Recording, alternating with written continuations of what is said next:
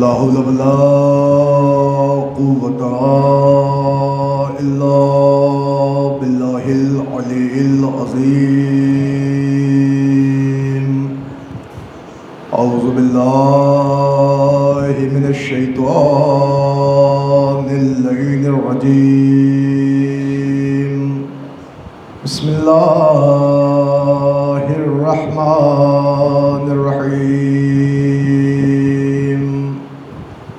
الحمد لله رب العالمين. الصلاة والسلام والتحية والإكرام على النبي المكي المدني القرشي العربي الأمي البطحي الهاشمي سيدنا ونبينا وشفيعنا وحبيب قلوبنا وطبيب نفوسنا ومولانا ومولى الثقلين جد الحسن والحسين أبي القاسم محمد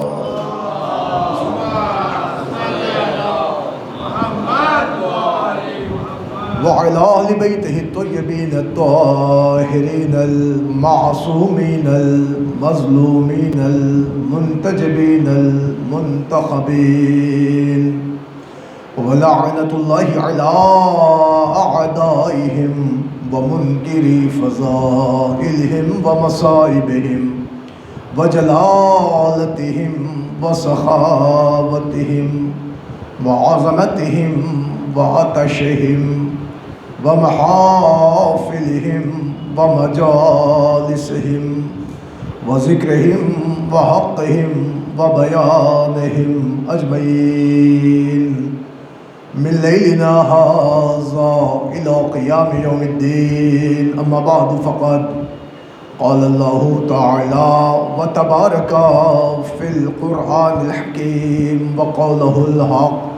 بسم الله الرحمن الرحيم. إن الله اصطفى آدم ونوحا وآل إبراهيم وآل عمران على العالمين. صلوات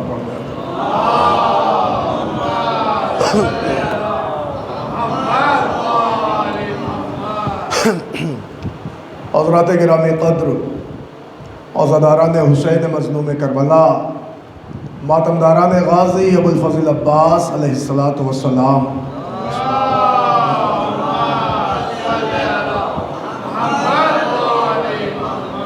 حضرات، آپ حضرات کے سماعتوں کے حوالے جو موضوع ہے وہ بحمداللہ ذہن عالی میں محفوظ ہوگا کہ دور حاضر میں حقیقت اسلام کا انکشاف ضروری ہے، اور اتنا ضروری ہے کہ ساری دنیا کے مسلمانوں کو چاہیے کہ وہ ساری دنیا کے سامنے اپنے حقیقی اسلام کو پہچنوائیں اور بتلائیں اور یہ بتائیں کہ ہمارا اسلام وہ اسلام ہے جو ہمارے نبی پاک لے کے آئے تھے، اس لیے کہ ہمارے اسلام کا تعلق قرآن سے ہے، اور قرآن قیامت تک باقی رہنے والی کتاب ہے، اور ایک ایسی کتاب ہے کہ جس میں کسی طرح کی شک و شبہے کی گنجائش ہے ہی نہیں۔ اور اس اسلام کے لیے سب سے بہتر معاملہ یہ ہے کہ اللہ تعالیٰ نے اس اسلام کو کبھی بھی بغیر ہادی کے چھوڑا ہی نہیں ہے۔ اس یہی وجہ ہے کہ اللہ تعالیٰ نے ہادی کا انتخاب پہلے کیا ہے اور ہدایت لینے والوں کو بعد میں پیدا کیا ہے۔ اللہ نے اس اسلام کو اس زاویے سے اور اس انداز سے کائنات کے سامنے پیش کیا کہ اللہ نے ہدایت دینے والے کو پیدا پہلے کر دیا ہے اور ہدایت لینے والوں کو پیدا بعد میں کیا ہے، تاکہ دنیا کا کوئی انسان اعتراض نہ کرے کہ ہم بغیر ہادی کے تھے، بغیر مرشد کے تھے، بغیر خلیفہ کے تھے اور بغیر راستہ دکھانے والے کے تھے۔ لہٰذا اللہ نے راستے پہ چلنے والوں کو بعد میں پیدا کیا اور راستہ دکھانے والے کو پہلے پیدا کیا۔ یہی وجہ ہے کہ قرآن نے بڑھ کے ارشاد فرمایا ان اللہ اصطفیٰ، بے شک اللہ تعالیٰ نے چن لیا۔ کہ کسے چنا؟ تو آدم کو چنا، ونوحا، ونوح کو چنا، اور کسے چنا کہ آل ابراہیم کو چنا، اور کسے چنا کہ آل عمران کو چنا۔ یہ چناؤ اللہ نے کیا ہے، مگر ایک خطے سے نہیں کیا، ایک محلے سے نہیں کیا، ایک علاقے سے نہیں کیا۔ اللہ نے جتنوں کو بھی چنا ہے عالمین سے چنا ہے۔ معلوم ہو یہ اللہ کا چناؤ ہے جو پورے عالمین کے اوپر موقوف ہے۔ اللہ نے سارے عالم سے جو چنا ہے جن لوگوں کو، وہ اس لیے چنا ہے کہ یہ آئیں اور دنیا میں حقیقت اسلام بتائیں، اور دنیا کو حقیقت اسلام سے واقف کریں، اور دنیا کو حقیقت اسلام سے ہمکنار کریں، اور ساری دنیا کو اسلام کے راستے پہ لے آئیں، اور اسلام کے جو بھی طریقے ہیں، جو اسلوب ہیں، جو رولز ہیں، جو قانون ہیں، دنیا کے سامنے رکھ دیں تاکہ دنیا اس کو فالو کرتی جائے۔ یہی وجہ ہے کہ اللہ تعالیٰ نے حضرت آدم کا تذکرہ کیا اور کہا کہ صاحب ہم نے آدم کو چنا ہے۔ لیکن جب آدم کے چننے کی بات آئی تو اللہ نے بار بار قرآن میں یہی کہا ہے، اور پوری اسٹوری اور پوری ہسٹری موجود ہے کہ اللہ نے کہا دیکھو ہم نے جب پہلے خلیفہ کا اعلان کیا تو ہم نے باقاعدہ فرشتوں کی بز میں کہا ہے کہ ہم خلیفہ بنانے جا رہے ہیں۔ معلوم ہوا خلافت ایک ایسی منزل کا نام ہے کہ جس عہدے کو اللہ نے بندوں کے ہاتھ میں دیا ہی نہیں ہے۔ توجہ فرمائیے گا، خلافت ایک ایسا منصب ہے، ایک ایسا عہدہ ہے، ایک ایسی جاگیر ہے، یہ ایک ایسا تمغہ ہے کہ اللہ نے اس عہدے کو بندوں کے ہاتھ میں دیا ہی نہیں ہے، بلکہ اللہ نے یوں ارشاد فرمایا کہ دیکھو ایسا ہے کہ ہم روئے زمین پہ خلیفہ بنانے جا رہے ہیں۔ اپنا جانشین بنانا اور ہے، خلیفہ بنانا اور ہے۔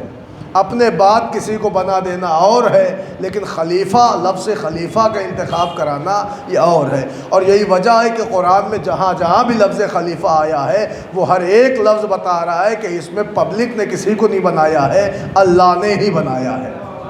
اب غور فرما رہے ہیں، لہذا حضرت آدم کی بات کل تک پہنچائی تھی میں نے، اور یہ ہوا کہ صاحب اللہ تعالیٰ نے باقاعدہ حضرت آدم کو بنایا، اور جب بنایا تو فرشتوں نے ان کے بننے پہ اعتراض کیا کہ ہم میں سے بنا، اس لیے کہ ہم عابد و زاہد ہیں، تیری تسبیح کرتے ہیں، تیری تحلیل کرتے ہیں، جو رکوع میں ہے وہ رکوع میں ہے، جو سجود میں ہے وہ سجود میں ہے۔ تو اللہ نے پہلی منزل پہ ڈانٹ کے کہا کہ یہ خلافت کا منصب ہے، اسے رکوع اور سجود سے مت تولو، اللہ جسے چاہے گا اسے بنائے گا۔ چنانچہ منزل وہ آ گئی کہ اللہ نے ان کا امتحان لیا اور لوگوں سے پوچھا کہ ان اسماء کے نام ان اسماء کو بتاؤ، ان ناموں کو بتاؤ۔ تو چنانچہ سارے فرشتوں نے اپنی لا علمی کا اقرار کیا اور یہ کہہ دیا کہ پروردگار ہمیں آتا ہی نہیں، ہم نہیں جانتے، اور ہمیں وہی آتا ہے جو تو نے ہمیں بتایا ہے۔ مگر اللہ تعالیٰ نے جب آدم سے کہا آدم یہ وہ پلیٹ فارم ہے، یہاں آؤ، اپنے علم کے کارنامے کو انجام دو اور دنیا کو بتاؤ کہ تم کتنے بڑے عالم ہو، تو حضرت آدم نے پہلی منزل پہ کھڑے ہو کے کہا پروردگار انت محمود ھذا محمد، انت اعلی ھذا علی، انت فاطر ھذہ فاطمہ، انت محسن ھذا حسن، انت قدیم الاحسان ھذا حسین علیہ السلام۔ حضرت آدم نے پنجتن کا نام کیا لیا، فرشتے خاموش ہو گئے، کہنے لگے مان گئے صاحب یہ خلیفہ ہے، مان گئے صاحب یہ خلیفہ ہے۔ بھائی حضرت آدم نے علم کا اظہار کیا تو پھر ایک خلیفہ، ایک بندہ نہ کھڑا ہوا، ایک فرشتہ نہ کھڑا ہوا کہ ہم میں بناؤ، ہم میں سے بناؤ، ہم میں سے بناؤ۔ پتہ چلا جو خالی پنجتن کے نام گنا جائے تو اس کو تو فرشتوں کی نظر میں عہدہ خلافت مل جائے، تو مجھے کہنے دیجئے جب بغیر پنجتن آدم خلیفہ نہ ہو گئے تو بغیر پنجتن آدمی کیسے بنے گا؟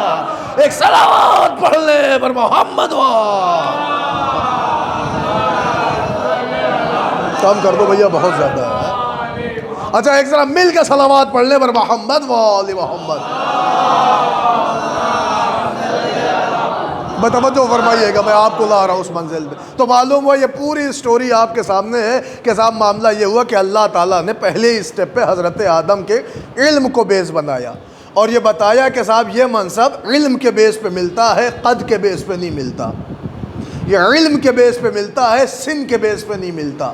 یہ علم کے بیس پہ ملتا ہے، عمر کے بیس پہ نہیں ملتا۔ لہذا اللہ نے پہلی منزل پہ ثابت کر دیا کہ بھیا تم اپنا علم دکھا دو۔ اگر یہ معاملہ عمر پہ ملتا تو معاملہ یہ ہوتا کہ فرشتے عمر میں بھی بڑے تھے، ہاں اگر سن پہ ہوتا تو ان سے سن میں بھی کافی بڑے تھے آدم سے۔ آدم تو بھی سامنے پیدا ہو رہے ہیں، سامنے بن رہے ہیں، پتلا ان کے سامنے بنا، فرشتوں ہی کی جماعت مٹی لائی ہے۔ توجہ فرما رہے ہیں؟ تو معلوم یہ ہوا کہ یہاں عہدہ جو ہے خلافت کا یہ علم کے بیس پہ ملا ہے، اور اظہار حضرت آدم نے اپنے علم کا کیا ہے۔ خدا کی قسم یہاں تک کہ آدم نے کیا 5 نام لے لیے تو تاریخ قرآن نے حضرت آدم کے علم کا چرچا کر دیا۔ توجہ ہے آپ کی؟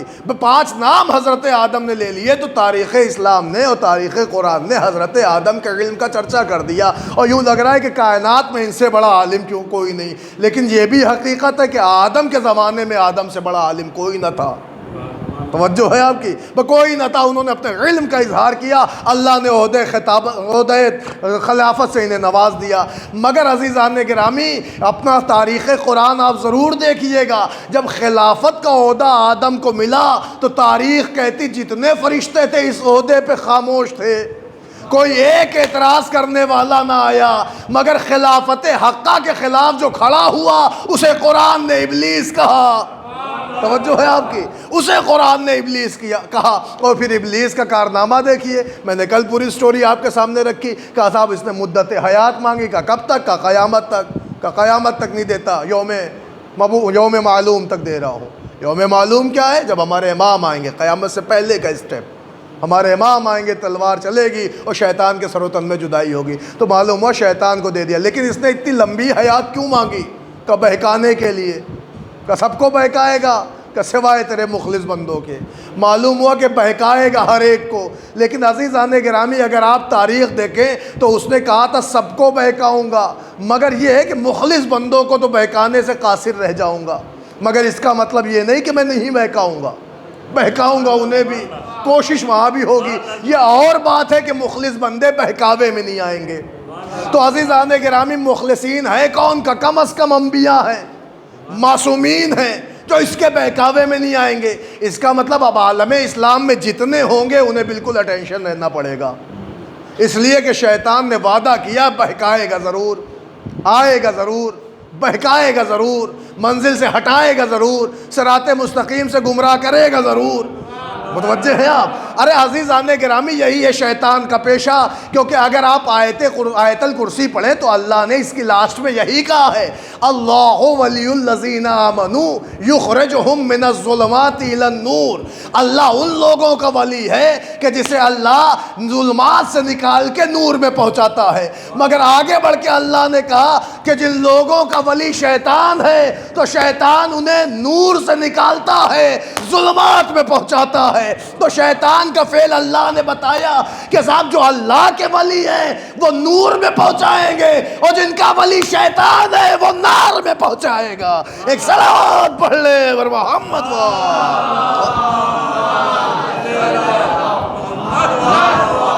اب آپ جلدی جلدی سنیں تو میں آپ تک پہنچاؤں کہ صاحب شیطان نامہ ہے کیا، وہ جلدی جلدی آپ دیکھ لیں۔ اب آپ دیکھیں آپ کے قرآن مجید میں 114واں سورہ سورہ ناس، غور فرمائیے گا۔ بسم اللہ الرحمن الرحیم، ارشاد ہو رہا ہے قل اعوذ برب الناس ملک الناس الہ الناس من شر الوسواس الخناس الذی یوسوس فی صدور الناس من الجنۃ والناس۔ توجہ ہے؟ یہ دیکھیں بڑا اہم سورہ ہے۔ ایسے ہی ایک سورہ ہے قل اعوذ برب الفلق۔ ان دونوں سوروں کو کہتے ہیں سورہ معوذتین، سورہ ناس کو اور سورہ فلق کو، دونوں سوروں کو کہتے ہیں سورہ معوذتین۔ یہ بھی میسج کے طور پہ ایک بات پہنچ جائے، عزیزان گرامی ان سورے کی اتنی اہمیت ہے کہ اگر کسی کا بچہ رات کو اٹھ کے بھاگتا ہے، راتوں میں روتا ہے، پریشان ہوتا ہے، تو اللہ تعالیٰ نے سورہ معوذتین قرآن میں رکھا ہے۔ لوگوں کو گھبرانے کی ضرورت نہیں ہے، مولوی ڈھونڈنے کی ضرورت نہیں ہے، تعویذ والے کے پاس جانے کی ضرورت نہیں ہے، بلکہ روایتیں کہتی ہیں آپ کچھ نہ کریں کم از کم سورہ معوذتین کی تلاوت کر کے بچے پہ دم کر دیں۔ متوجہ ہیں آپ؟ اتنا اہم سورہ ہے۔ تو اب میں آپ کو لا رہا ہوں، ذرا آپ دیکھیے ایک لمحے کے لیے سورہ ناس کیا ہے۔ کہ قل، میرے حبیب کہو قل اعوذ برب الناس۔ متوجہ ہیں؟ قل اعوذ برب الناس، میں پناہ چاہتا ہوں رب ناس کی۔ متوجہ ہیں؟ الہ الناس، جو ساری کائنات کا الہ ہے، اللہ ہے، میں رب ناس کی پناہ چاہتا ہوں، جو ساری کائنات کا رب ہے اس کی پناہ چاہتا ہوں۔ پھر کہا الہ الناس، جو ساری کائنات کا اللہ ہے اس کی پناہ چاہتا ہوں۔ قل اعوذ برب الناس، ملک الناس، جو ساری کائنات کا مالک ہے اس کی پناہ چاہتا ہوں۔ الہ الناس جو ساری کائنات کا اللہ ہے اس کی پناہ چاہتا ہوں۔ پناہیں کتنی مانگی گئی؟ 3۔ اللہ کی پناہ، رب کی پناہ، مالک کی پناہ۔ متوجہ ہیں؟ رب الناس، ملک الناس، الہ الناس۔ اب اللہ کہہ رہا محمد کہو کہ میں پناہ چاہتا ہوں رب ناس کی، الہ الناس کی، مالک ناس کی، الہ ناس کی۔ عزیزان گرامی مگر آگے بڑھیے، محمد سے اللہ کہہ رہا پناہ مانگ لو رب ناس کی، الہ الناس کی، ملک الناس کی، لیکن کس سے پناہ مانگو؟ کہ من شر الوسواس الخناس۔ توجہ فرمائیے گا، من شر الوسواس الخناس۔ کہ کس سے پناہ؟ کہ شریوں سے پناہ، وسواسیوں سے پناہ، خناسیوں سے پناہ۔ اب میں جملہ نظر کروں آپ کی خدمت میں، پناہ اللہ نے بتائی کہ 3 اسٹیپ دیے۔ الہ الناس خود اللہ، رب الناس خود اللہ، مالک ناس خود اللہ۔ لوگوں کا مالک اللہ ہے، لوگوں کا پالنے والا اللہ ہے، لوگوں کا رب اللہ ہے۔ تو اللہ کی پناہ تو محمد مانگ رہے ہیں، مگر کس سے؟ من شر الخناس، متوجہ ہیں آپ؟ من شر الوسواس الخناس، کس سے؟ شر سے، وسوسے سے، خناس سے۔ میرے اللہ کتنی عجیب داستان ہے اس سورے کی کہ تو نے باقاعدہ وہ ہسٹریاں بیان کر دی ہے کہ محمد پناہ مانگنا جو تیرے یہاں شرری شیطان ہے ان سے بھی، جو وسواسی ہے ان سے بھی، جو خناسی ہے ان سے بھی۔ متوجہ ہیں آپ؟ اب آپ دیکھیں، من شر الوسواس الخناس الذی یوسوس فی صدور الناس، یہ کیسا شیطان ہے کہ یہ تو لوگوں کے دلوں میں وسوسے پیدا کرتا ہے۔ اب آپ کو تاریخ سناؤں گا میں آگے، یہ لوگوں کے دلوں میں وسوسے پیدا کرتا ہے۔ من شر الوسواس الخناس الذی یوسوس فی صدور الناس۔ آگے بڑھ کے کہا من الجنۃ والناس۔ توجہ فرمائیے گا، اللہ تعالیٰ نے یہی کہا میرے حبیب پناہ مانگو اس شیطان سے، اس شیطان سے، اس شیطان سے، اس شیطان سے، اس شیطان سے، اس شیطان سے۔ نہیں آپ توجہ نہیں فرما رہے۔ اللہ نے کہا میرے حبیب پناہ مانگو میری، کہ کس سے؟ کہ اس والے سے اور اس والے سے اور اس والے سے، کیونکہ یہ دلوں میں خناجہ، دلوں میں وسوسے ڈالتا ہے۔ الذی یوسوس فی صدور الناس، یہ لوگوں کے دلوں میں وسوسے ڈالتا ہے۔ میرے اللہ یہ کون سا شیطان ہے؟ آواز آئی من الجنۃ والناس۔ اب یہ شیطان چاہے جنوں والا ہو یا انسانوں والا۔ غور فرما رہے ہیں آپ؟ اس آیت نے بڑھ کے گراف کھول دیا اور بتایا کوئی یہ نہ سمجھنا کہ وہی والا شیطان جو جنوں میں سے تھا، جو آگ سے بنا تھا، یہ شاید وہی والا نہ۔ اللہ نے کہا شیطان کی قسمیں بہت ہیں، یہ جنوں میں بھی پایا جاتا ہے، انسانوں میں بھی پایا جاتا ہے۔ اب اللہ خصلتیں بتا رہا ہے تو معلوم ہوا شیطان نام نہیں ہے، کیریکٹر ہے۔ توجہ فرمائیے گا، شیطان نام نہیں ہے، کیریکٹر ہے۔ لہٰذا آئیے ہم آپ کو دکھائیں، معاملہ حضرت آدم کا آیا، شیطان سامنے کھڑا ہو گیا۔ معاملہ خلافت کا آیا، شیطان کھڑا ہو گیا۔ معاملہ اللہ کے حکم کا آیا، شیطان سامنے کھڑا ہو گیا۔ معلوم یہ ہوا کہ جہاں اللہ کے معاملے میں کھڑا ہو جائے کوئی، وہ شیطان۔ تو اللہ نے کہا کیا؟ کہ آدم کا سجدہ کرو، میرے پہلے ہی خلیفہ کا سجدہ کرو۔ جیسے ہی اللہ نے کہا اس کا سجدہ کرو تو جو اکڑ کے کھڑا ہو گیا، قرآن نے کہا یہ ابلیس ہے، یہ شیطان ہے۔ ساری دنیا آج تلک شیطان پہ لعنت کر رہی ہے۔ میں پوچھتا ہوں دنیا والوں، ارے اسے شیطان کیوں کہہ رہے ہو؟ تو دنیا نے کہا دیکھا نہیں، اے اللہ کے بنائے ہوئے کے خلاف کھڑا ہو گیا۔ میں توجہ چاہ رہا ہوں، معلوم ہوا دنیا نے خود قصہ بتایا کہ جو اللہ کے بنائے ہوئے کو مان لے وہ فرشتہ ہے، اور جو اکڑ جائے وہ شیطان۔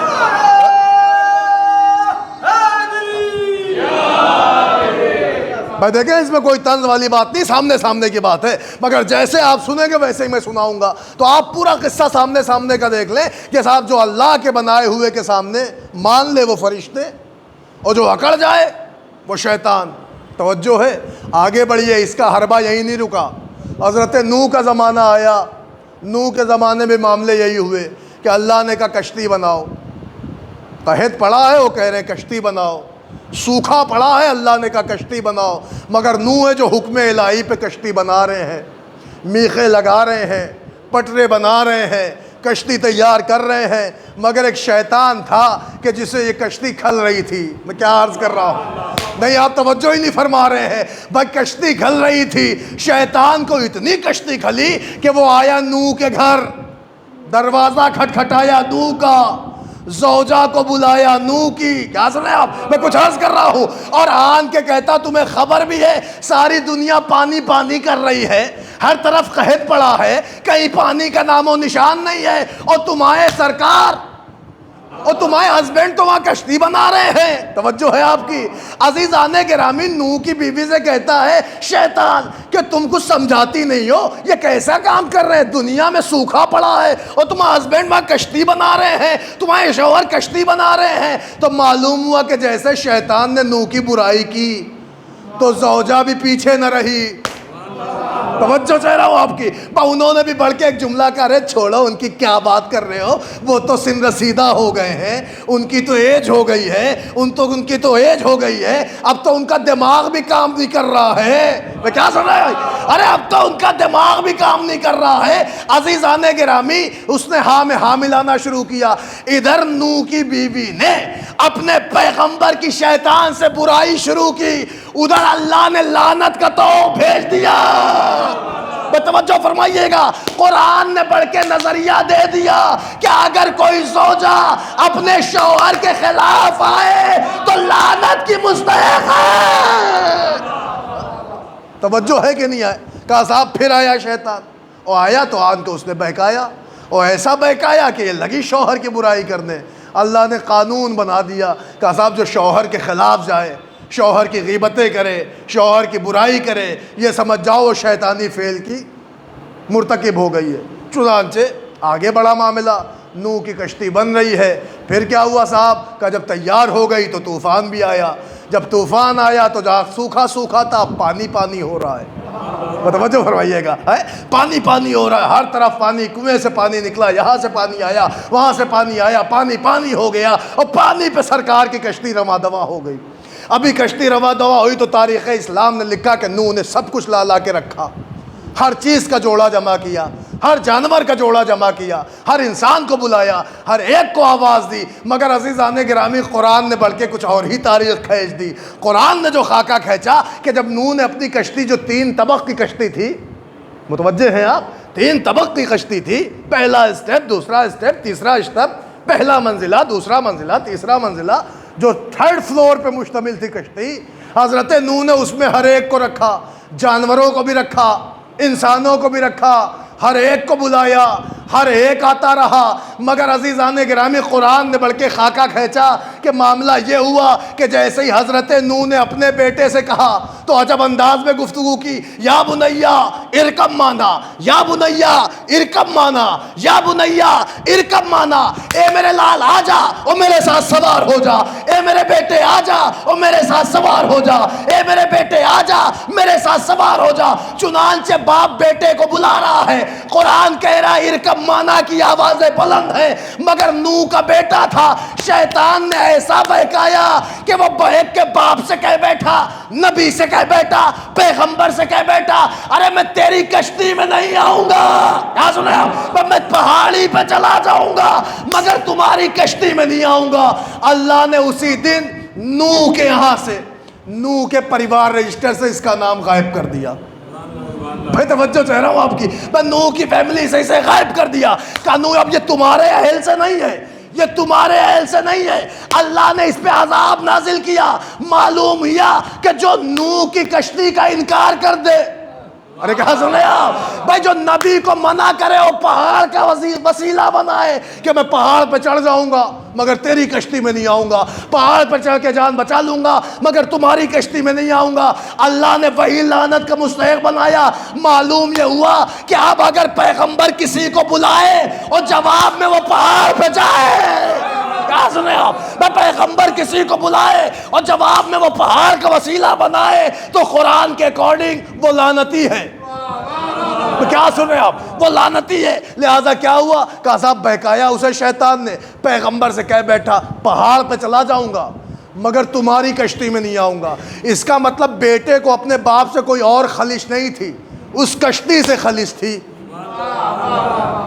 متوجہ ہے؟ اب اللہ جانے اس کشتی میں کیا عجائبات تھے، کیا معجزات تھے، کیا فیسلٹیز تھیں، کیا خوبیاں تھیں، کیا حسنات تھے، کیا کمالات تھے، کیا جمالیات تھی، کیا عظمتیں تھیں، کیا منزلیں تھیں، کیا رفتیں تھیں، کیا شان تھی، کیا شؤونت تھی کہ بیٹا کہہ رہا پہاڑ پہ تو چلا جاؤں گا مگر تمہاری کشتی میں نہیں آؤں گا، تمہاری کشتی میں نہیں آؤں گا۔ عزیزان گرامی، ہم نے دین کیریکٹر دیکھے، شیطان کو بھی کشتی سے نفرت، نوح کی ملعونہ بیوی کو بھی کشتی سے نفرت، اس کے ملعون بیٹے کو بھی کشتی سے نفرت۔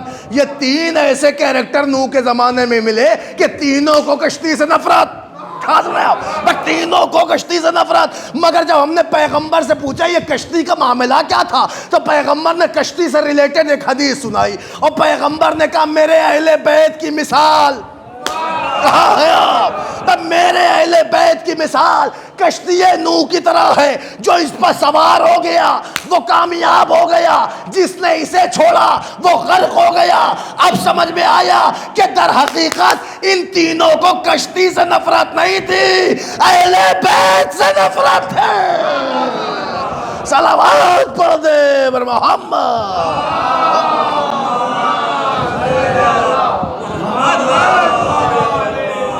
اچھا ذرا مل کے ایک درود شریف کا نذرانہ پیش کر دیں۔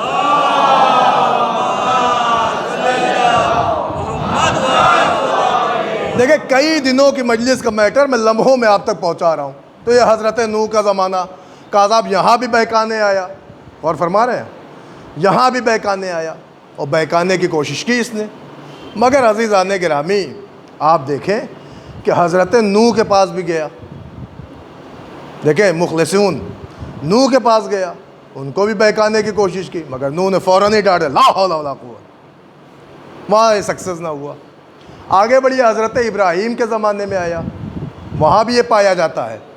عزیزان گرامی یہ تو مجھے لگتا ہے ڈائناسور سے بھی پہلے کا ہے، غور کر رہے، ہر دور میں یہ ملا ہے، قرآن نے بتایا ہے۔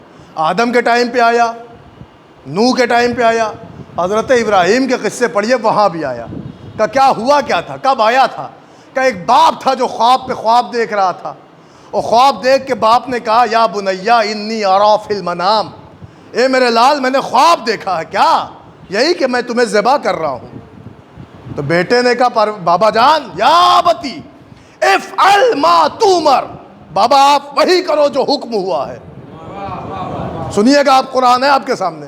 کہ پھر باپ نے حکم کے لیے وہی کام کیا۔ کہ کیا کیا؟ کہ چھری لے لی، رسی لے لی، بیٹے کو لے کے جانے لگے۔ تو ایک مرتبہ یہ آگے آیا اور آن کے علامہ دہر بن کے حضرت ابراہیم سے کہہ رہا کیا ہے، کہاں جا رہے ہو، کیا ارادہ ہے؟ کہ منزل قربانی میں۔ کہ وہ کیوں؟ کہ خواب دیکھا ہے۔ کہ خواب دیکھا ہے تو کیا مطلب پورا ہی کرو گے؟ کہ بالکل، توجہ فرمائیے گا، خواب دیکھا ہے تو کیا پورا ہی کرو گے؟ کہ بالکل کریں گے پورا۔ کہہ رہے بھائی پورے کا مطلب بیٹا چلا جائے گا؟ کہا جائے۔ کہ گلا کٹ جائے گا؟ کہ کٹے۔ چھری چل جائے گی؟ چلے۔ خون بہ جائے گا؟ بہے۔ ارے کیا سنے آپ، کیا اس سے بھی زیادہ اوپنلی پڑھنا پڑے گا؟ دیکھیں چھری ابراہیم کی، توجہ، گلا اسماعیل کا، خون اسماعیل کا، کردار ابراہیم کا، چھری بھی ان کا، چھری بھی ان کی، گلا بھی ان کا، خون بھی ان کا، چلا بھی یہ رہے ہیں، تکلیف شیطان کو ہو رہی ہے۔ کیا سنے ہے نا توجہ؟ دیکھیں میں قرآن پڑھ رہا ہوں بھیا، ٹارگٹ نہیں کر رہا ہوں کسی کو، ہاں بھائی اشارے آپ سنتے رہیے۔ کہا تھا ہوا کیا؟ کہا صاحب لے کے چلے، شیطان آیا نبی کے پاس، ابراہیم کے پاس بہکانے، اور جب بہکانے آیا تو اس نے کہا کیسی باتیں کر رہے ہیں، اکلوتا فرزند آپ کا اس بیوی سے، ہاں حضرت اسماعیل، اور اس کو آپ ذبح کرنے جا رہے؟ کہ خواب دیکھا ہے۔ اس نے نبی کی آنکھوں میں آنکھیں ڈال کے کہا ارے خواب دیکھا کوئی حقیقت تھوڑی ہے، خوابی تو ہے۔ ارے اس کے اس جملے کو سرکار بھاگ گئے کہ کیا نبی کے خواب کو خواب کہتا ہے، حقیقت نہیں سمجھتا؟ کہاں ہے آپ؟ نبی کے خواب کو حقیقت نہیں سمجھتا، خواب کہہ رہا ہے۔ کہ ہاں خوابی تو حقیقت تھوڑی جو قتل کرنے سے ذبح کرنے جا رہے ہو۔ ابراہیم نے کہا لا حول ولا قوہ، نکل میری بارگاہ سے، تو ابلیس ہے۔ میرا دل چاہتا ہاتھ جوڑ کے پوچھو سرکار ابراہیم آپ نے کیسے پتہ لگایا یہ ابلیس ہے؟ اس لیے کہ آج تو بہت سمپلی انداز میں آیا تھا، بڑے اچھے اچھے کپڑے پہن کے آیا تھا، مشک و عنبر کی خوشبو آ رہی تھی، بڑے اچھے انداز سے آیا تھا، اور پھر آپ کے ساتھ تو نیکی کر رہا تھا، آپ کے بچے کو بچانے کی بات کر رہا تھا، آپ کا خیر خواہ بن کے آیا تھا، مگر آپ کو پتہ کیسے چلا یہ ابلیس ہے؟ کہ تم نے دیکھا نہیں؟ ارے جو نبی کے خواب کو خواب سمجھے وہ ابلیس ہے۔ ایک صلوات پڑھ دے بر محمد وال اور ہو رہے گا، دیکھا میں اشارے دے رہا ہوں۔ عزیزان گرامی، تو یہ معاملہ ابراہیم کا تھا۔ اچھا ابراہیم پہ کچھ بس نہ چلا تو آیا حضرت اسماعیل کے پاس، ان کو بھی بیکار آیا، برخوردار کہاں جا رہے ہو؟ کہ ابا کے ساتھ۔ کہ کہاں؟ کہ میدان عمل میں۔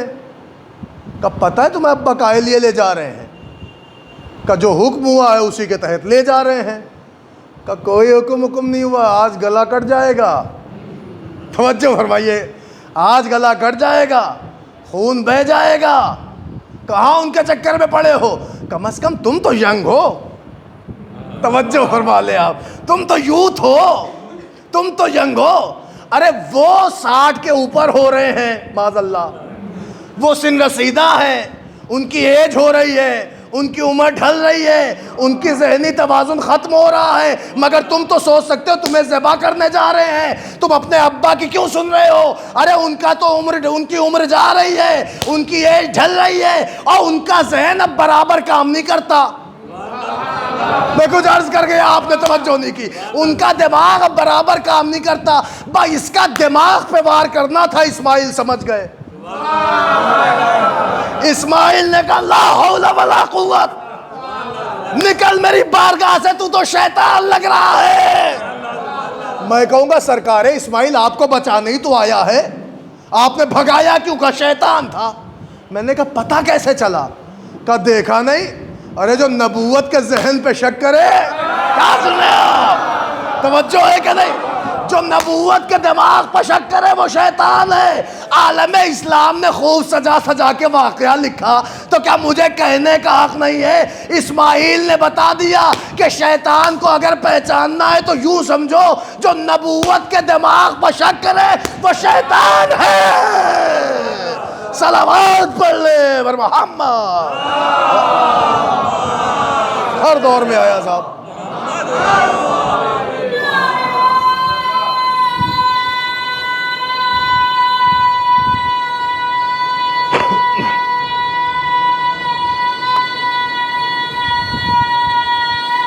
حیدری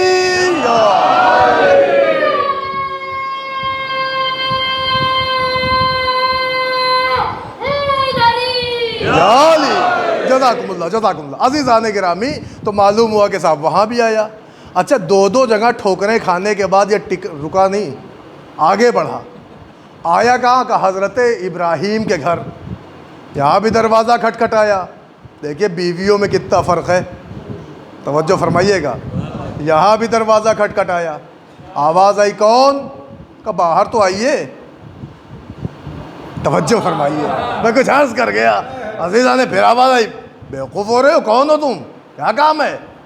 کہ تھوڑا بات کرنا ہے اور بات بتانا ہے آپ کو۔ کیا بات ہے بتاؤ؟ کہ آپ کے شوہر کہاں ہیں؟ کہ حکم خدا سے باہر گئے ہیں۔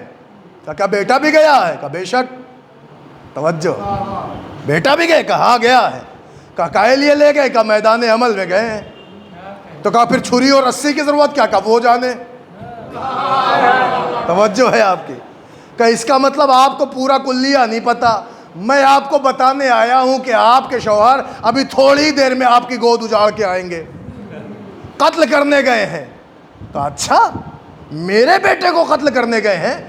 کہا ہاں آپ کے بیٹے کو قتل کرنے گئے ہیں، ابھی ذبح ہو جائے گا آپ کا بیٹا۔ کہ پھر؟ کہ کچھ آپ کو کرنے کی ضرورت نہیں ہے، آئیے باہر آئیے، میدان میں چلیے۔ ارے میں کیا عرض کر رہا ہوں؟ آئیے باہر آئیے، میدان میں چلیے، اپنی آنکھی سے منظر دیکھ لیجئے۔ بھئی اتنا کہنا تھا کہ ابراہیم کی پاکیزہ صفت خاتون نے آواز دی، نکل میری بارگاہ سے، تو شیطان ہے۔ غور کیا آپ نے؟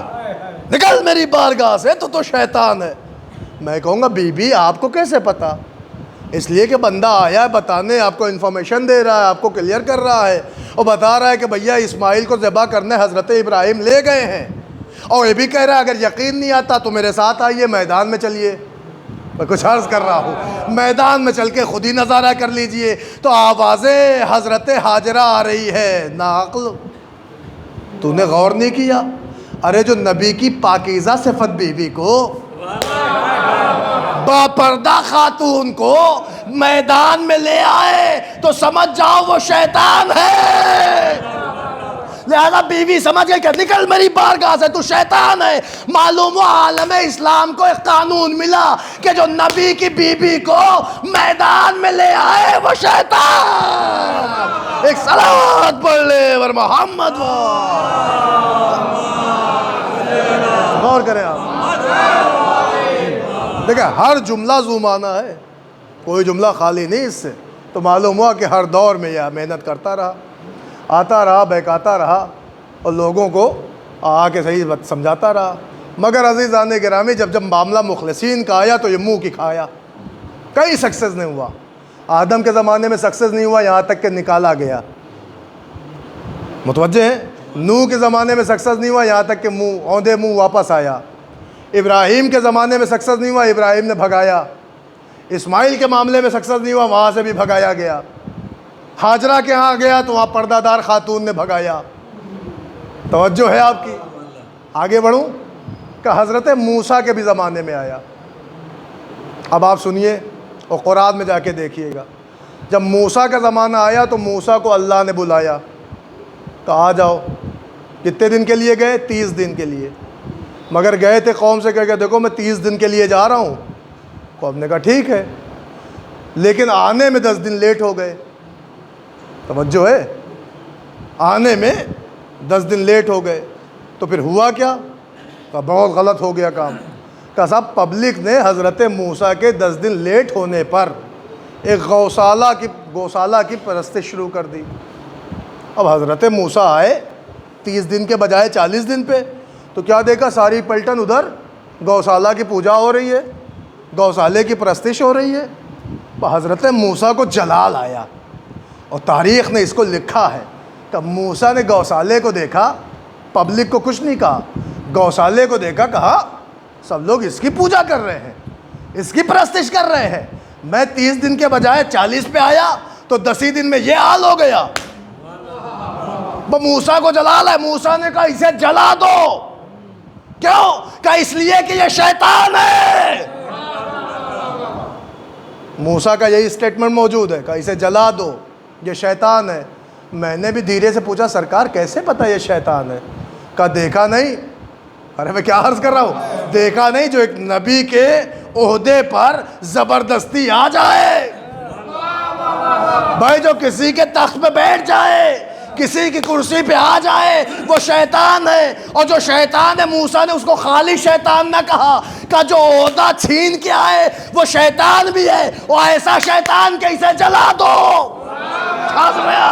عزیزان گرامی میں کہوں گا موسیٰ یہ شیطان کیسے کلیئر ہوا؟ کہ اس نے میرے عہدے کو چھین لیا، میرے عہدے کو چھین لیا، میرے عہدے کو چھین لیا۔ بھائی میں جس کو بنا کے گیا تھا اس کے عہدے کو چھین لیا، بلکہ سارے اس کے عہدے پہ بیٹھ گیا۔ لہذا موسیٰ نے کہا یہ ہے شیطان، اسے جلا دو۔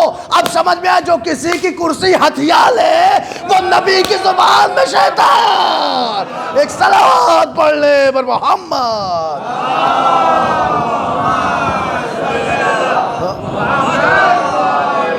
غور فرما رہے ہیں آپ؟ تو عزیزان گرامی یہ ہر دور میں رہا، اور ہر جگہ بہکانے آیا، اور ہر ایک کو بہکاتا رہا۔ تو موسیٰ کے بھی زمانے میں آیا، خالی ایسا نہیں ہوا کہ موسیٰ کے زمانے میں آیا، عیسیٰ کے بھی زمانے میں آیا۔ سنیں آپ اشاروں میں، تاریخ کہتی ہے، دیکھیں ہسٹری آپ سن رہے ہیں اور پورا شیطان نامہ آپ کے سامنے ہے۔ عزیزان گرامی حضرت عیسیٰ کے بھی زمانے میں آیا، ان کے زمانے میں بھی جب آیا تو حضرت موسیٰ ایک بہت بڑی پہاڑی کی کافی اونچی چوٹی پر کھڑے ہوئے نظارہ کر رہے تھے، متوجہ ہیں؟ ادھر ادھر دیکھ رہے تھے اللہ کی قدرت، نظارہ کر رہے تھے۔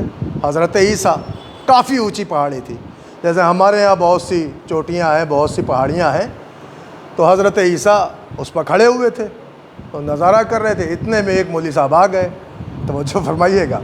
اب جو یہ آئے تو یہ حضرت شیطان تھے. آئے کہنے لگے کیا کر رہے ہو بھائی؟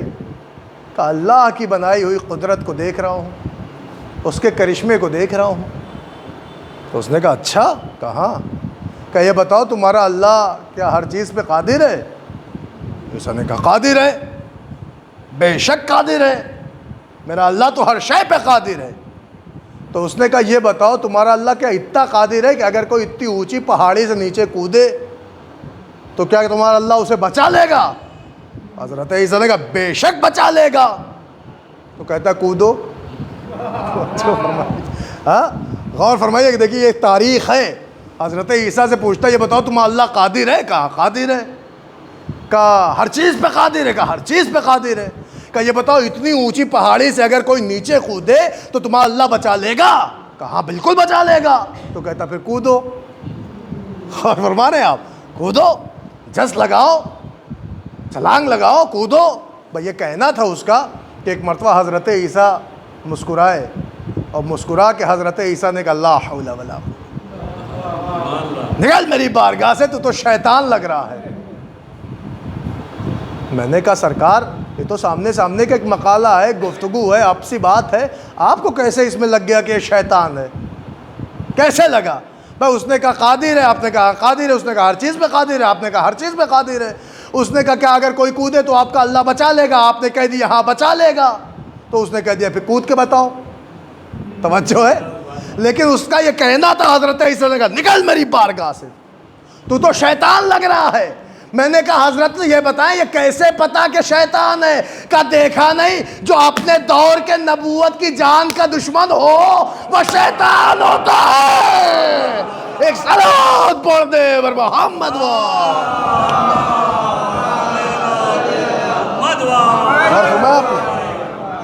بھگا دیا حضرت, نکل شیطان ہے تو.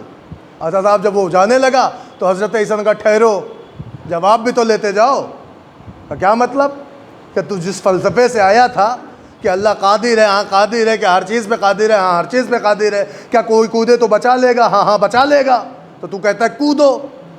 سن, میرا اللہ ہر شے پہ قادر ہے, کوئی کودے تو بھی بچا لے گا, مگر بندے کو کب زیب دیتا ہے کہ اس کی قدرت کا امتحان لے. توجہ ہے آپ کی؟ عزیزان گرامی یہ وہاں سے نکما ہو کے نکلا.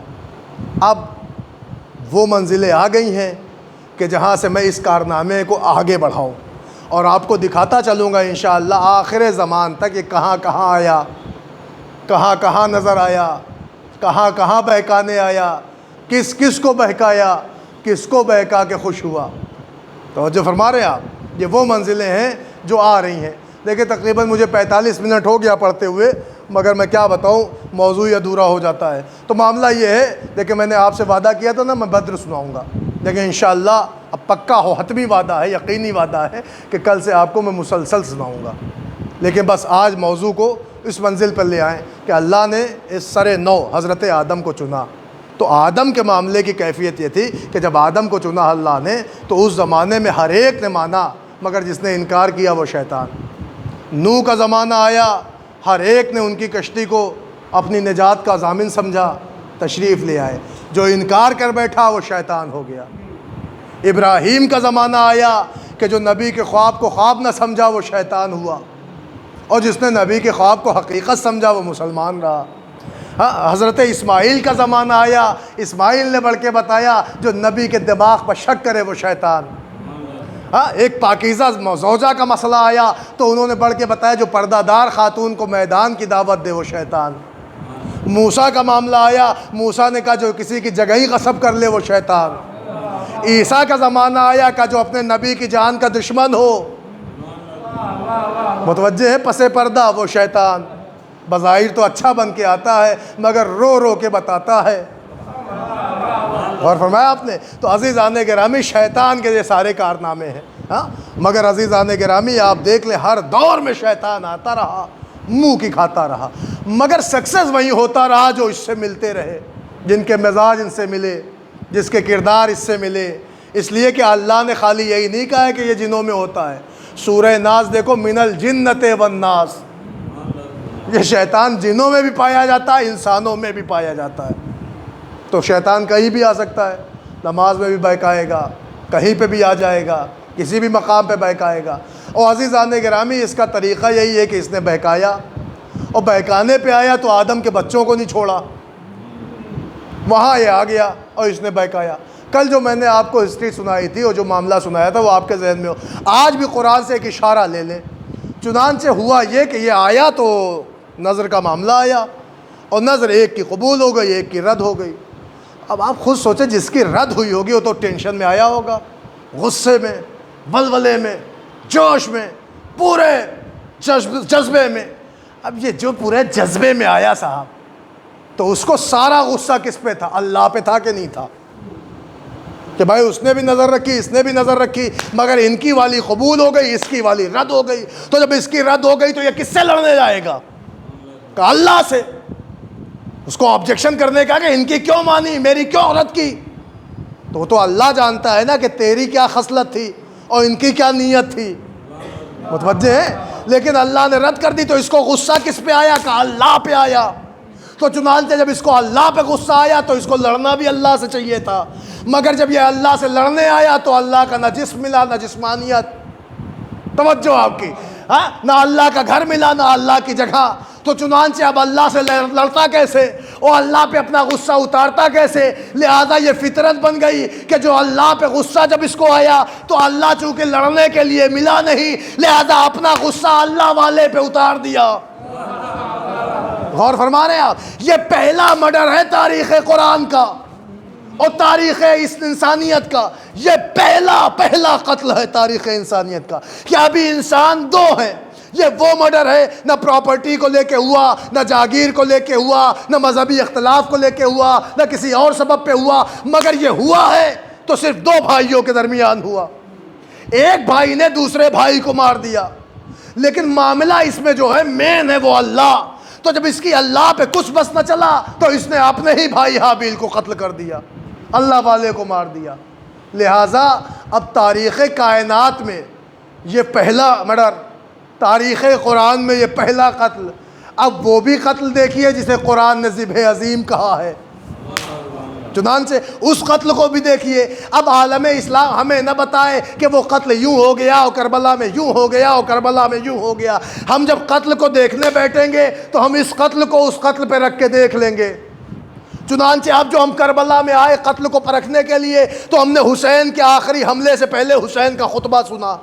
حسین نے کہا، اے لعینو، مجھے کیوں قتل کر رہے ہو؟ کہ بغضا لابیک، توجہ، تمہارے باپ کی دشمنی میں۔ معلوم ہو حسین سے کوئی میٹر نہیں تھا، یہ علی کی دشمنی تھی جو انہیں کربلا میں لائی تھی۔ میں نے تاریخ سے پوچھا، بھائی علی سے دشمنی کیوں؟ توجہ، تو انہوں نے کہا علی سے دشمنی اس لیے کیونکہ ہر جنگ میں محمد کو بچانے علی آئے۔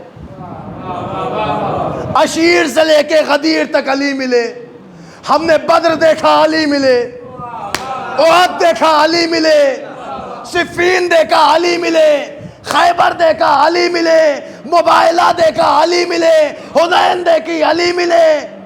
توجہ ہے؟ ارے پبلک نے جہاں جہاں محمد کو پلان بنایا کہ انہیں مار دے، وہاں علی سامنے آ گئے۔ لہذا پبلک سے ہم نے پوچھا، بھائی علی سے اتنی دشمنی کیوں؟ کہ اس لیے کہ جب ہم منصوبہ بناتے تھے ہمارے منصوبے پہ پانی علی نے پھیرا۔ لہذا ٹارگٹ کون بنا؟ کہ علی۔ حسین سے کہا تمہارے باپ کی دشمنی میں۔ کہ بھائی علی سے دشمنی کیوں؟ کہ اس لیے کہ محمد کو بچاتے رہے۔ میں نے کہا محمد کو یہ مارنے کیوں آئے؟ کہ اس لیے کہ محمد نے ہمیشہ ان کے خداؤں کو غلط ٹھہرایا۔ توجہ ہے، دیکھیں حقیقت اسلام۔ محمد سے دشمنی کیوں؟ کہ اس لیے کہ محمد نے ان کے خداؤں کو ہمیشہ غلط ٹھہرایا۔ تو اب معاملہ کیا ہے کہ آپ نے ہی اللہ کو ظاہر کیا، ایک ہی اللہ کا علم اٹھایا، تو اب ان کو ساری دشمنی ہو گئی اللہ سے۔ تو اب اللہ پہ ان کا کچھ بس نہ چلا، تو آپ سمجھ گئے کربلا کی جنگ کا معاملہ بھی وہی ہے جو پہلے قتل کا معاملہ ہے، وہی ذبح عظیم کا معاملہ ہے۔ پبلک کے سامنے گراف آ گیا کہ جب دشمن کی اللہ پہ کچھ نہیں چلتی ہے تو وہ اللہ والے کو قتل کرتا ہے۔ اب سمجھ میں آیا کہ اصل میں دشمنی پبلک کو اللہ سے تھی، غصہ حسین پہ اتارا گیا۔ ایک صلوات پڑھ لے بر محمد و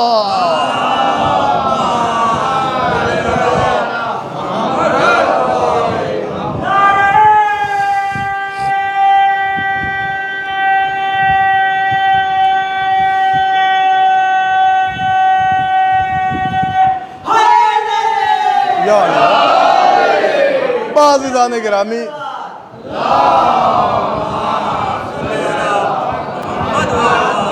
دیکھیں 52-53 منٹ میں نے آپ حضرات کا لے لیا اور اسباب رحمت مجھے سمیٹنا ہے، تو معلوم یہ ہوا کہ یہ ایک پوری حقیقت اسلامیہ ہے جو میں نے بہت جلدی اور شارٹ طریقے سے آپ تک پہنچانے کی کوشش کی ہے، تاکہ پہنچا دوں ہمارے نوجوانوں کی جو ہم سے خواہش ہے وہ بھی پوری ہو جائے اور وہ مواد جو آپ سننا چاہتے ہیں وہ بھی آپ تک پہنچ جائیں۔ تو عزیزان گرامی بحمداللہ آج 5ویں مجلس ہے، لیکن ابھی 5 دن ہے کہ آپ سے گفتگو ہوتی رہے گی اور موضوع بھی مکمل ہونا ہے، تو لہٰذا یہ حقیقت اسلام ہو، یہی تاریخ اسلام ہے۔ آپ دیکھیں حق و باطل کا دو ہی چہرہ ہے، جو حق والے ہیں وہ بھی آپ کے سامنے اور جو باطل پرست شیطانی عناصر ہیں وہ بھی آپ کے سامنے، کہ شیطان کا کام ہی یہ رہا کہ ہر دور میں آتا رہا۔ مگر عزیزان گرامی آپ دیکھیں کہ حسین کے اوپر سارا غصہ اتارا گیا۔ بس میرے پاس وقت نہیں ہے کہ میں زیادہ مصائب پڑھوں، لیکن آپ کی خدمت میں چاہتا ہوں 2-3 جملے مصائب کے پیش کر دوں۔ اب جو حسین کربلا کے میدان میں آئے تو حسین نے کام اتنا بڑا کر دیا کہ دنیا محو حیرت ہے۔ آئے تو زمین کربلا حسین نے پہلے خریدی ہے، بسیں بعد میں ہے، اور جب خریدی تو اپنے بیٹے شہزادہ علی اکبر کے نام زمین، اپنے نوجوان لال کے نام زمین لی ہے۔ مگر عزیزو، دنیا پراپرٹی کیوں بناتی ہے؟ اپنے بچوں کے لیے۔ آپ محنت کیوں کر رہے ہیں؟ اپنے بچوں کے لیے، آل اولاد کے لیے۔ مگر حسین ہے کہ زمین تو لے رہے ہیں اکبر کے نام، بینامہ اکبر کے نام ہے، زمین اکبر کے نام لکھی جا رہی، مگر حسین کو پتہ ہے کہ اکبر بھی اس زمین میں سو جائیں گے۔ اور پھر حسین یہ کہہ کے زمین کی کاغذات ان لوگوں کو دیتے ہیں کہ جاؤ یہ لے جاؤ، ہماری قبریں بن جائیں گی، مگر یاد رکھنا جب ہمارا کوئی زائر آئے تو 3 دن اسے مہمان رکھنا۔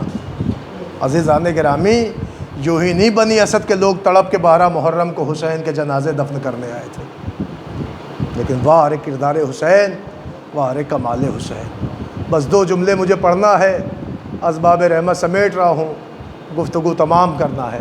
عزیزان گرامی، مجھ سے میرے بھائیوں نے کہہ دیا شہزادہ علی اکبر کے مصائب پڑھنے کے لیے، یوں تو صرف شہزادے کے مصائب پڑھنے کے لیے 1 گھنٹے چاہیے کم سے کم، مگر میں آپ کو غربت دکھاؤں۔ خدا آپ کے نوجوانوں کو سلامت رکھے، مولا آپ کی باغ بہاری سلامت رکھے، مولا آپ کے بچوں کو آباد و شاد رکھے۔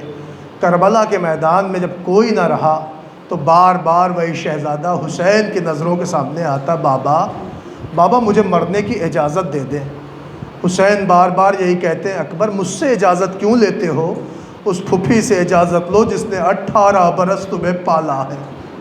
اے نوجوانوں، شہزادے اکبر کے مصائب ہو رہے ہیں، تم جانو تمہیں شہزادی زینب کو پرسہ کیسے دینا ہے۔ جب پھپھی کے خیمے میں آئے، کہتے پھپھی اماں رن کی رضا دے دو۔ زینب شہزادی فرماتی، میرے لال تیری شادی رچانے کا ارمان، تجھے دولہا بنانے کا ارمان سب خون میں مل جائے گا۔ اکبر کیسے اجازت دے دوں؟ اس لیے کہ جب سے زینب تجھے پالتی آئی ہے تیرے ہر سال کا لباس زینب نے سنبھال کے رکھا، اور یہ دعا کرتی تھی خیر سے میرا اکبر 1 سال کا ہو گیا، اے میرے اللہ میرا اکبر 5 سال کا ہو گیا، خیر سے میرا اکبر 10 سال کا ہو گیا۔ 18 سال تک زینب نے اکبر کے لباس کو سنبھال کے رکھا تھا، مگر جب اکبر نے آ کے اجازت لی ہے تو کہا پھپھی اماں یہ بتائیں آپ افضل ہیں اماں زہرا؟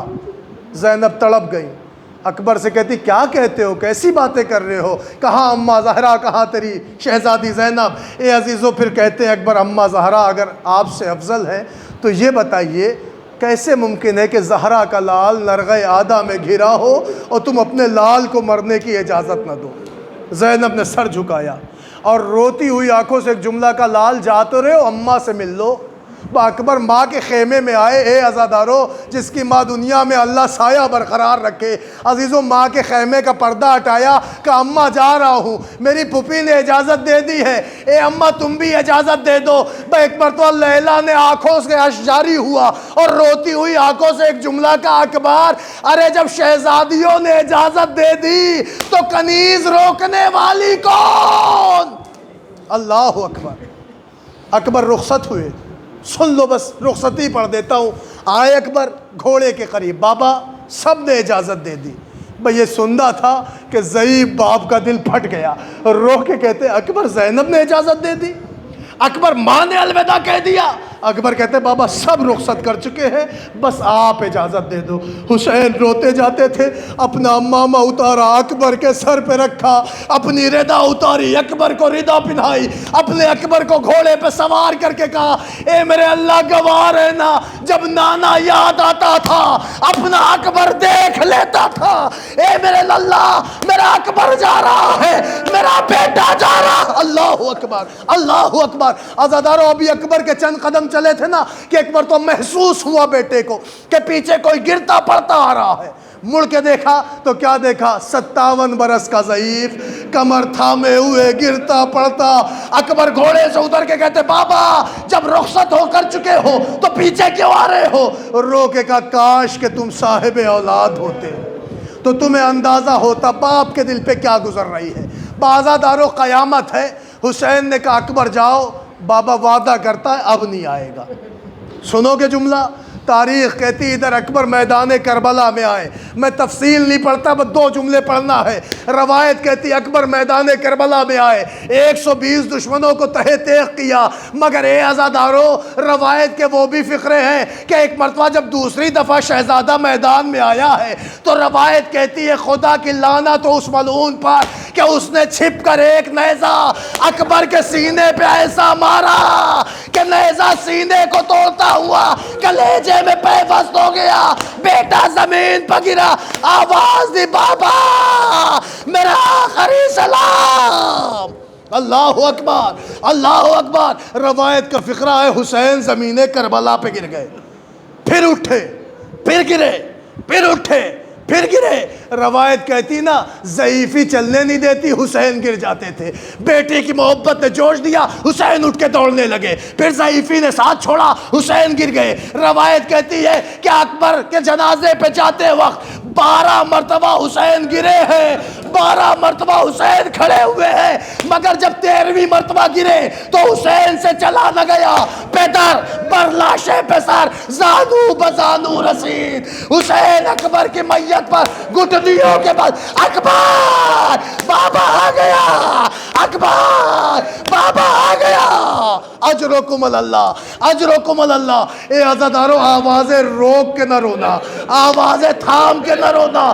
ارے تمہیں اکبر کا واسطہ ہے، جو دعائیں لے کے آئے ہو ضرور مانگ لینا۔ سنو گے غریبی حسین؟ سنو گے جس کا جوان بیٹا نظروں کے سامنے تڑپ رہا ہو، آواز اکبر کہاں ہو؟ ایک نحیف سی آواز، الیہ الیہ یا ابی، بابا ادھر آئیے، بیٹا ادھر ہے، بابا ادھر آئیے۔ روایت کہتی شیر خزمناک کی طرح حسین دوڑ کے اکبر کے جنازے پہ پہنچے ہیں اور جھک کے کہتے اکبر کیا ہوا میرے لال، کیا ہوا لال، کیا ہوا لال؟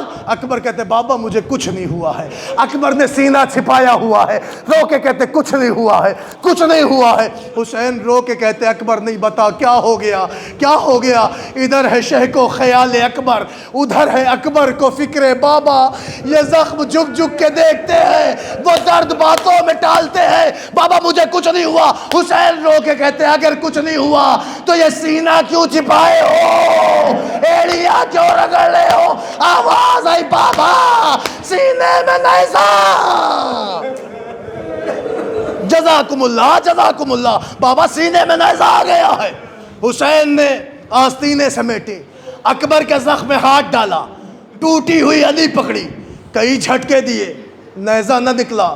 مگر ایک مرتبہ غریب نے نجف کا رخ کیا، بابا علی یا مشکل کشا، بھیا علی کہہ کے اب جو نیزہ نکالا ساتھ میں کلیجہ، زمین کربلا ہل گئی، اکبر کی آواز، بابا منہ پھیر لو، بابا منہ پھیر لو، بابا منہ پھیر لو۔ اے بابا میں نے سنا ہے جوان کا دم بڑی مشکل سے نکلتا۔ غضب ہو گیا، حسین بیٹے سے لپٹ گئے، نہیں اکبر، نہیں اکبر، تم مجھے چھوڑ کے نہیں جا سکتے۔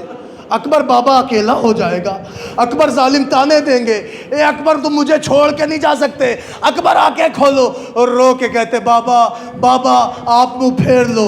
اب اکبر کا خدا حافظ ہے، حسین نے اکبر کو کلیجے سے لگایا، اے اکبر تم مجھے چھوڑ کے نہیں جا سکتے، ارے کوئی خواہش ہو تو بیان کرو، زندگی بھر تیرے ارمان زینب نے پورے کیے، کبھی اپنے بابا سے کچھ نہ مانگا، اے اکبر کچھ مانگ لو۔ حسین کے سامنے اکبر نے ایک آہ سرد کھینچی، لو جملہ آخری پڑھ رہا ہوں، مجلس تمام ہے، جیسے چانا پرسا دے لینا۔ رو کے اکبر نے کہا بابا بس ایک خواہش ہے۔ حسین کہتے اکبر جلدی بتا دو باپ کو کیا خواہش ہے، تیرا بابا وعدہ کرتا پوری کرے گا، اکبر بتاؤ کیا خواہش ہے۔ رو کے کہتے بابا امام ہونا، ہاں میرے لال، بابا صاحب اعجاز ہونا، ہاں میرے لال، بابا معجزہ دکھا سکتے ہو نا، ہاں میرے لال، اکبر خواہش بتا۔ رو کے کہتے بابا اب کوئی خواہش نہیں ہے، بھائی اتنی ہی خواہش تھی کہ جب مدینے سے چلا تھا تو سغرا سے وعدہ کیا تھا، اے بہن لینے آؤں گا، اے بابا مجھے سغرا دکھا دو، اے بابا سغرا دیکھوں گا، اے بابا سغرا دکھا دو۔ غضب ہو گیا زدرو، غضب ہو گیا۔ حسین نے اکبر کے ارمان دیکھے، اے نوجوانوں اللہ تمہاری بہنوں کا پردہ سلامت رکھے، تمہیں نہیں پتا شاید تم بہنوں کو اتنا نہیں چاہتے جتنا بہنیں چاہتی ہیں۔ اکبر رو کے کہتے بابا سغرا دکھا دو۔ حسین کہتے ہاں ہاں میرے لال، بابا کی انگلیوں کے درمیان دیکھ، نظر آئی کا نہیں، روضہ رسول پر نہیں، اماں کی لحد پر نہیں، بھیا کی قبر پر نہیں۔